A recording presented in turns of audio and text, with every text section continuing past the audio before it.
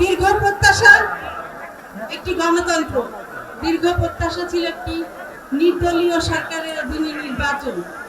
যেই প্রত্যাশার কারণে আমরা 17 বছর ধরে আপনারা সকলেই বিভিন্ন নির্যাতন অত্যাচার মামলার শিকার হয়েছেন।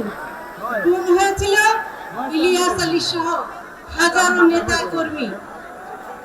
আপনারা আপনাদের নিজের নির্যাতনের পরীক্ষায় পাশ করেছেন। সামনে আমাদের জাতীয় নির্বাচন 12 ফেব্রুয়ারি। সেই নির্বাচন আমাদের অস্তিত্বের নির্বাচন, সেই নির্বাচন আমাদের আগামী দিনের পথ চলা নির্বাচন।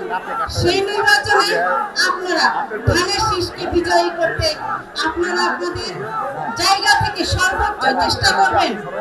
আর একটি বিষয় মনে রাখতে হবে, আমরা অনেকেই মনে করছি যে আমরা তো পাস হয়ে যাব, কিন্তু আপনাদের আমাদের সামনে যে বড় চ্যালেঞ্জ রয়েছে সেটি হলো দীর্ঘদিন ধরে মানুষ ভোট সেন্টারে যায় নাই। সাধারণ মানুষকে ভোটের সেন্টারে নিয়ে আসার দায়িত্ব আপনাদের সকলের। সেই চ্যালেঞ্জ মোকাবেলা এবং আমাদের বিরুদ্ধে যে ষড়যন্ত্র আছে সেই ষড়যন্ত্রকে মাথায় রেখে আমাদেরকে ইনশাআল্লাহ সর্বশক্তি দিয়ে এই নির্বাচনে বিজয় লাভ করতে হবে এবং আগামীর তারেক রহমানের আগামীর বাংলাদেশ গড়ার কাজে আপনারা শরীক থাকতে হবে। সবাইকে ধন্যবাদ, শ্রদ্ধা জানাচ্ছি আমাদের দেশনেত্রী বেগম খালেদা জিয়ার স্মৃতির প্রতি, ওনার রুহের মাগফিরাত কামনা করছি। আপনাদের সকলকে ধন্যবাদ।